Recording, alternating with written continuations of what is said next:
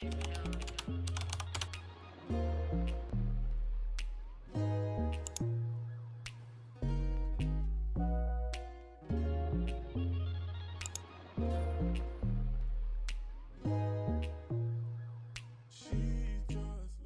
y'all, and welcome back to my channel. If you're new here, hi, hello, my name is Jess, just go ahead and call me. But if you're not new here, welcome back to the channel.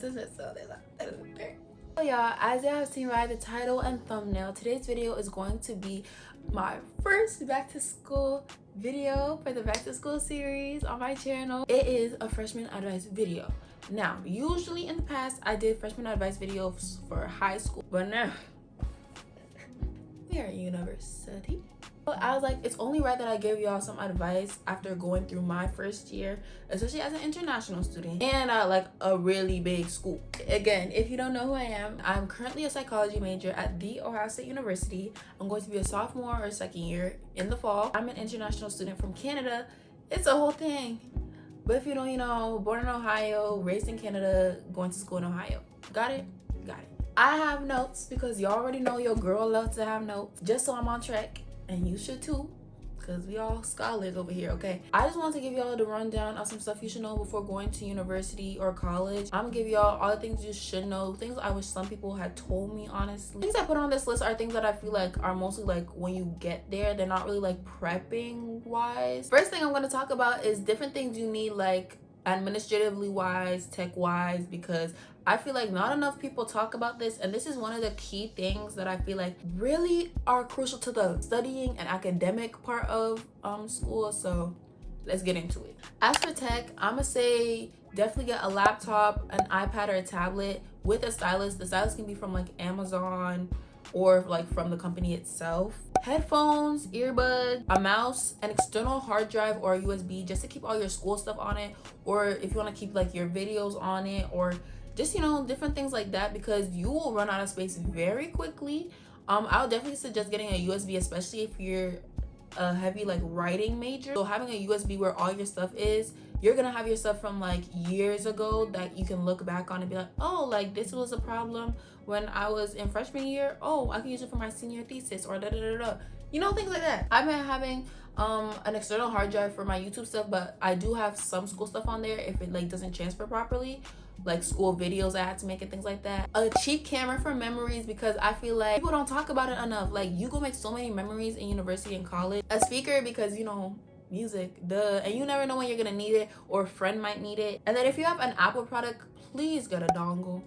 Please get a dongle. That being said, make sure you have other things like chargers and things like that too, just because that type of tech, I feel like people easily forget it. A portable charger, I would definitely recommend. As for what I was saying about a laptop and a tablet, if you have one or the other, you should be fine. A lot of companies these days have, like, you can get the keyboard attachment, or you could get the like computers that turn into tablets. So do whatever feels comfortable. I would say I'm gonna prioritize getting a laptop over an iPad, because a laptop, you're most likely gonna need it in most of your classes, even if you're not taking notes, and it's just faster that way.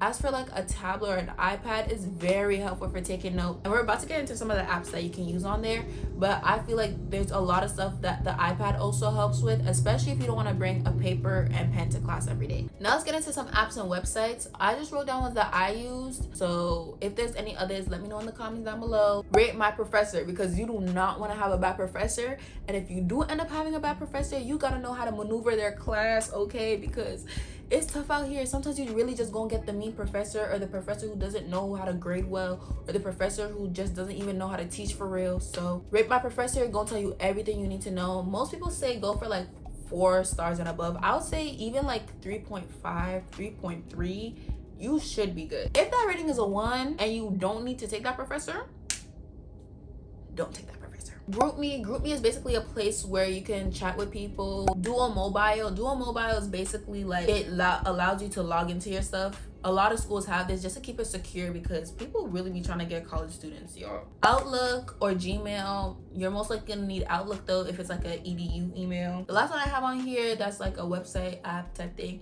is Notion.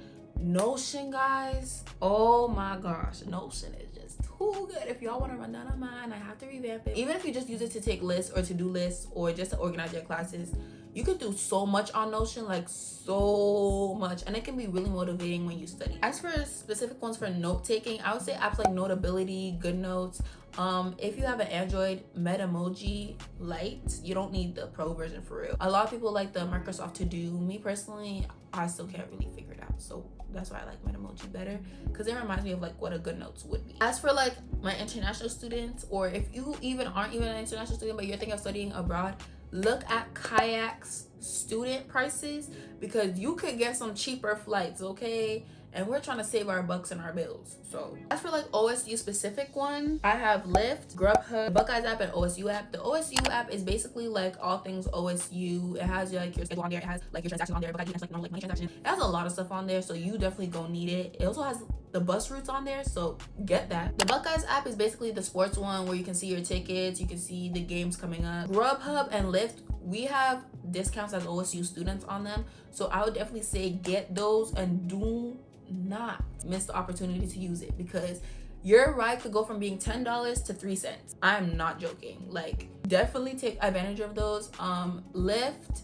and TripShot. TripShot is basically like the bus for on campus. I'll talk about it more when it comes to the OSU specific video, but I still wanted to include these.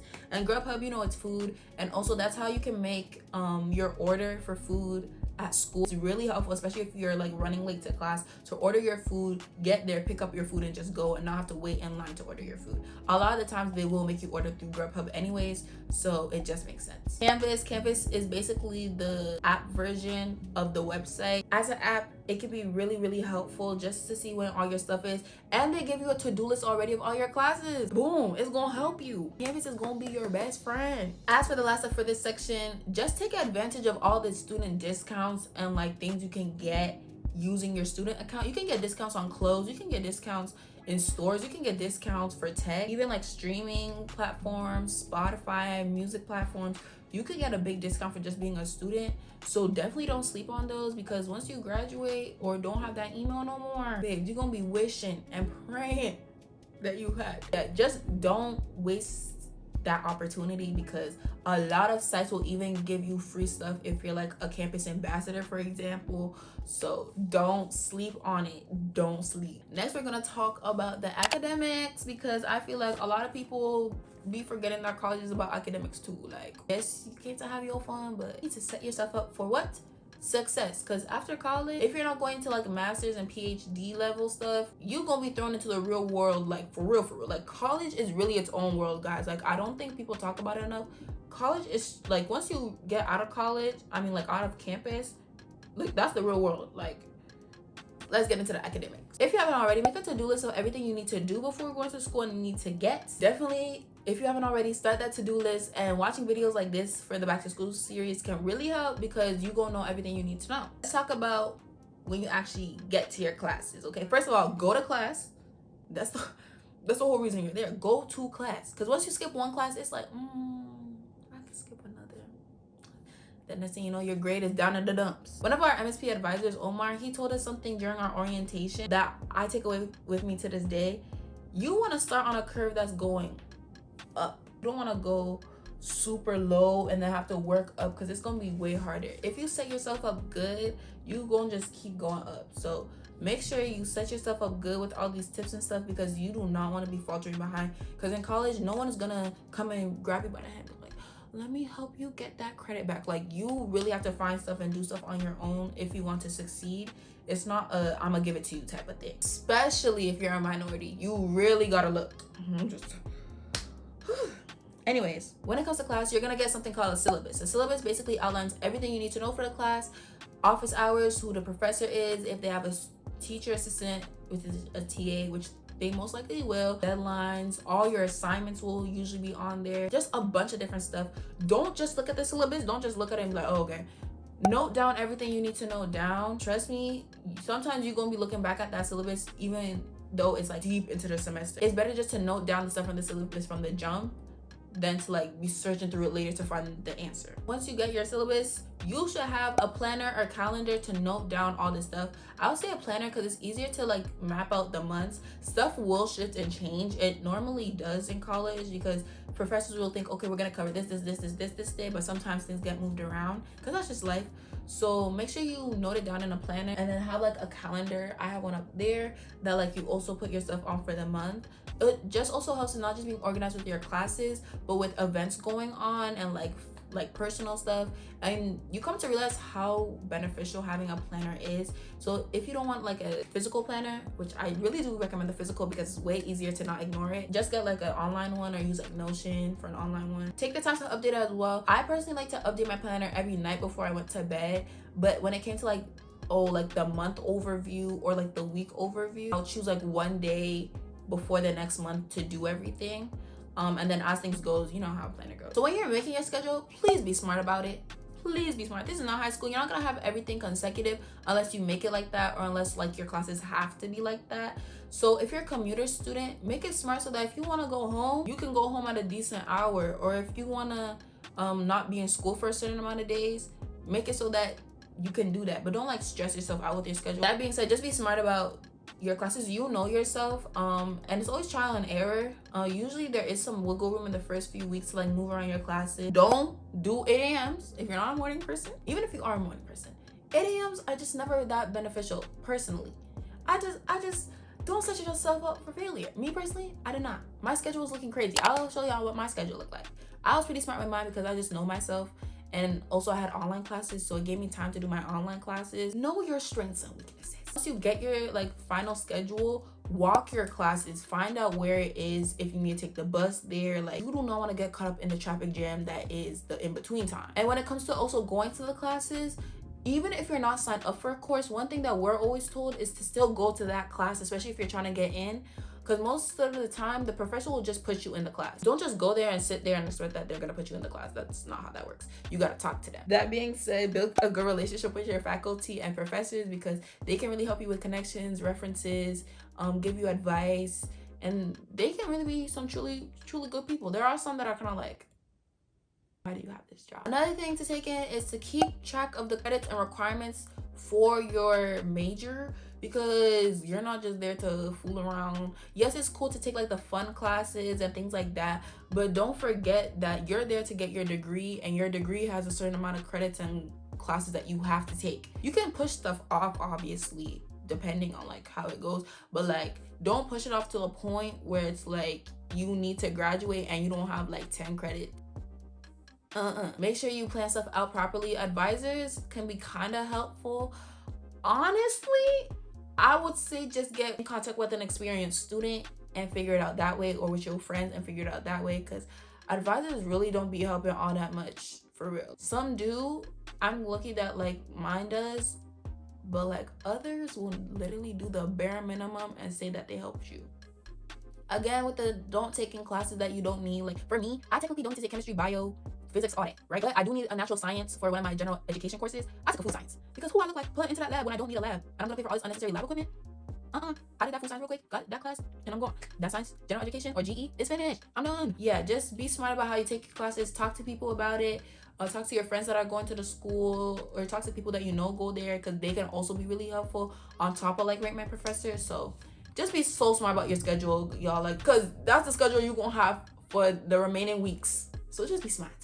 Just be smart. Again, if you have like certain organizations you want to join, most organizations also join in the evening times around like after 6. Make sure if you're trying to join orgs, you free up that time, because that's probably the time they're probably gonna meet. Textbooks. This is one thing you're gonna hear from everybody.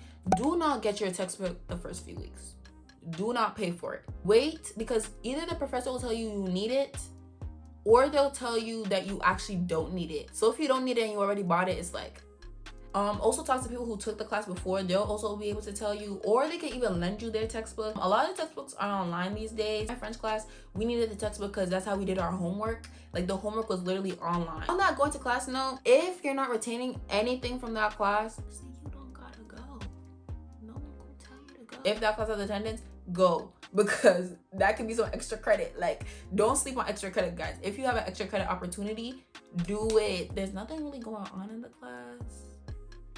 Or if it's like a class where like honestly you can teach yourself and it's like this teacher is not literally helping me, like sitting in that class I'm not retaining anything, because there will be professors like that and my friends have had professors like that.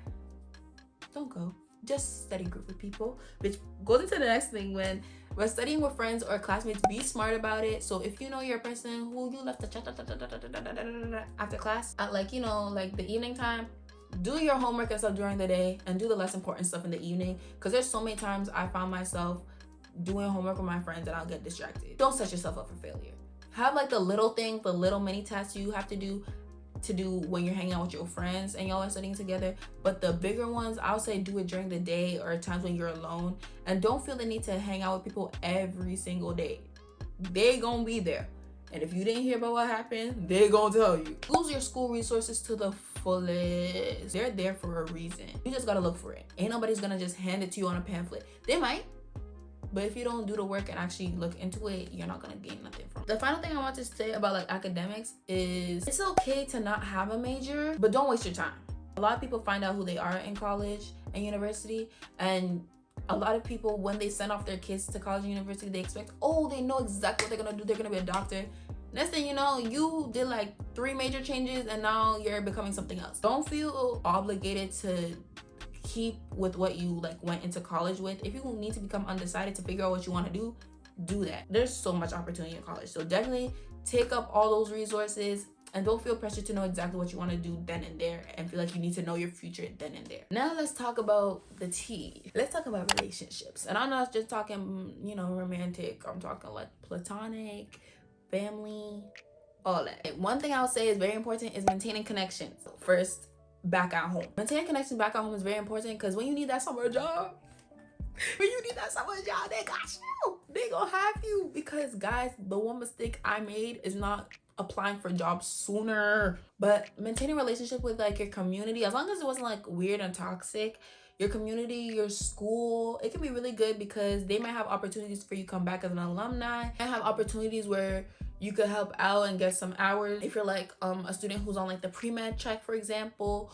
or internships, things like that. So don't sever ties in your community just because you went to college. You never know how connections could help you. And also I can also pour back into my community from what I learned from college. If there's something cool that they're doing on my campus and I want to bring it back home, now that I haven't severed the ties, I can do that. So just definitely don't just sever ties and cut off people just for the sake of cutting off people. Just be smart about it. When it comes to on campus, maintain relationships with people who are like RAs, always, which is an office assistant. RAs is a resident assistant or advisor. TAs, even the people who make you food, like just little things like that, because you just never know. Like networking and like just being nice to people, genuine, saying hi every time you see them, you never know what type of opportunity could spring up from that, or even how you could help them in return. Even like making connections with people from your major, from your program. When it comes to maintaining relationship with people on campus, yes, it's good to know people, but it's not by force to know everybody. It's not by force to be friends with everybody. A lot of people will look at the type of people we hang out with and look at you, and as much as we hate the whole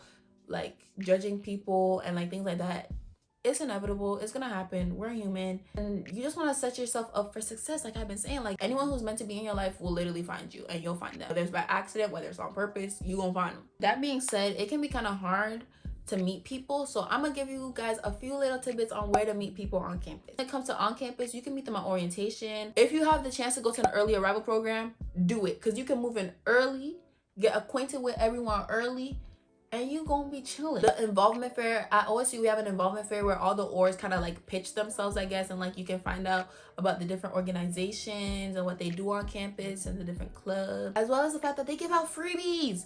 That's one thing about college. Get every single freebie that you can, because they will be giving out free stuff like there's no tomorrow, and the merch can be mad expensive for schools. So if you can get a couple free shirts, a couple free hats, a couple free dorm things, a couple free school supplies, do it. Also go to events that orgs are hosting or that the school is hosting. Honestly, the party life ain't all that for real. A popular opinion, it really ain't all that for real. Like I feel like I could throw a better party at my house than some of these people. Just Don't feel the need to go to parties just to meet people. You will meet people on campus every day. And if you meet someone, get their contact information, because they can walk past you and you may never see them again. That's really how college be. When it comes to off campus, there's actually a lot of places you can meet people off campus, that being the internet. Get on GroupMe, y'all. Don't sleep on GroupMe. I don't know if we have it in Canada. I don't think we do. Instagram, a lot of people will start like the class of da-da-da stories. That's where you can meet a lot of people. Definitely do that. I hesitated on mine, and then by the time I knew it, school was starting. Like, other one that I found out about recently is Snapchat. Snapchat has like class stories, and people really do be posting on there. Half the time it's really nonsense. If you go to OSU, you don't have to post in there, but it's good to like see people. Like, I found out like 3 different people who are in my classes. I didn't DM them, but I was just like, oh, you're in my class, okay, I'm gonna keep a lookout for you, Laura. Also, a lot of people will like ask questions on there too, like, oh guys, where can you find this on campus? And someone will usually answer, or people will just be looking for people like, hey, we're having this tonight, does anyone want to come pull through? If you want to go, you go. If you don't want to go, you don't have to go. Now let's talk about the romantics. If there's anything I would say is don't rush. Slow touch, please don't rush. Really get to know people, because people will not show you their true self for real at first. A lot of people will act a certain way, and then you get to know them and you're just like, nobody told me. So in order to avoid that and the trauma, just get to know people for real first. I'm not saying you don't have your little flirty banter and stuff like that, but just be very careful, because people are also creeps, and we don't do that over here. When you do end up getting into a relationship though, don't let it ruin your morals and ruin your friendships, because first of all, you were a person before you met this person. Why have you done a complete 180? And sometimes if it's not for the better, it's gonna be for the worse. Definitely don't forget who you are before you meet a person. Like, a person should just be another asset to you. They shouldn't be completely taking over your life. So don't ruin that over a boy. Over a what? A mama, a boy. Come on guys, let's do better than this, because I've seen too many girls get into fights over boys, and it's like, it's so dumb, because at the end of the day, that boy's gonna move on and choose somebody else, and you were here crying, breaking up your friendship because of a boy. Okay, as for my thoughts on like dating apps and parties, I'm not currently on dating apps, so don't go looking for me on there. I will say, just be safe, especially at parties, because some people be acting like they have no sense, and they have. Me personally, I don't do all the I can vibe and have a good time. That's the thing. I just wish there was this part you could just vibe and just like, but everyone want to be on some weird stuff. Like, anyways, just be very careful. Don't forget who you are. There's literal situations where I've seen of girls going with their friend group and leaving with the boy. I don't wanna go there. You should never go there. Like, don't forget who you are. If you take anything away from this, don't forget who you are at college, because trust me, it is not worth it. I don't have no experience with it, but it is not worth it. You came there for your degree. The degree should be the first thing in line. First thing in line. Overall, just don't be a follower and be yourself, because most people will just like you for you. Like, if you want to go in with that little cute persona, you can, because it's college. You can do anything. Just be smart and safe and not dumb. And don't forget who you are, because a lot of people go to college, forget who they is, come back acting brand new. Put them back in the plastic. What you ripped them out for? I was gonna talk about dorm life, but I think I'm gonna say that for the dorm video. So make sure you subscribe so that you don't miss that. And that being said, thank you so much for watching today's video.